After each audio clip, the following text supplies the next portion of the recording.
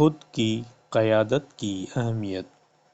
آج کے تیز رفتار اور مصروف دور میں انسان مسلسل دوسروں کی توقعات، ذمہ داریوں اور تقاضوں کا جواب دیتے کرتے ذہنی تھکن کا شکار ہو جاتا ہے۔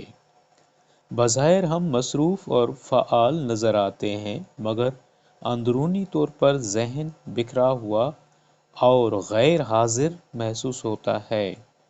ایسے میں اصل مسئلہ دوسروں کی قیادت نہ کرنا نہیں، بلکہ خود اپنی قیادت سے غفلت ہے۔ قیادت کسی منصب، طاقت یا مسلسل سرگرمی کا نام نہیں، بلکہ اندرونی وضاحت اور ذہنی نظم و ضبط کا نتیجہ ہے۔ تنہائی فرار نہیں، بلکہ سوچنے، سمجھنے اور خود کو سنبھالنے کی ایک لازمی مشق ہے۔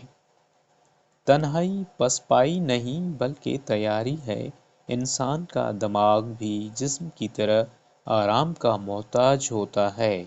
اکیلا وقت دماغ کو موقع دیتا ہے کہ وہ خیالات کو ترتیب دے اور پیچیدہ مسائل کو بہتر طور پر سمجھے۔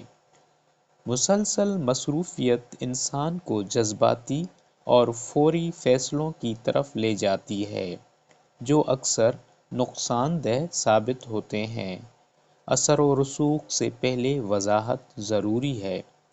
حقیقی قیادت شور، جلد بازی یا طاقت کے اظہار سے پیدا نہیں ہوتی، بلکہ اس سمجھ سے جنم لیتی ہے کہ اصل ترجیحات کیا ہیں۔ جب ایک قائد خود ذہنی طور پر واضح ہو تو اس کی رہنمائی میں استحکام اور اعتماد پیدا ہوتا ہے۔ جدید دور میں نوٹیفیکیشنز، میٹنگز اور مختلف آرائیں انسان کی سوچ کو کمزور کر دیتی ہیں۔ کامیاب قائدین اپنی توجہ کی حفاظت کرتے ہیں، کیونکہ خاموشی اور یکسوئی ہی گہری سوچ کو جنم دیتی ہیں۔ خود قیادت کا مطلب یہ ہے کہ انسان اپنی جذبات، خوف اور غصے کو فیصلوں پر حاوی نہ ہونے دے۔ چونکہ دماغ پہلے جذباتی رد عمل دیتا ہے، اس لیے رک کر سوچنا اور جذبات کو سمجھنا بہتر فیصلہ سازی کے لیے ضروری ہے۔ نظم و ضبط سوچ کی آزادی پیدا کرتا ہے۔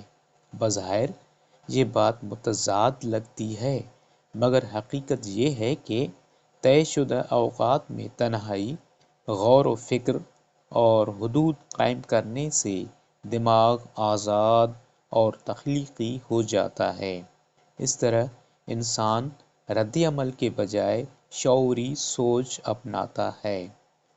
قیادت دوسروں پر اثر انداز ہونے سے پہلے خود کو سمجھنے اور سنبھالنے کا نام ہے۔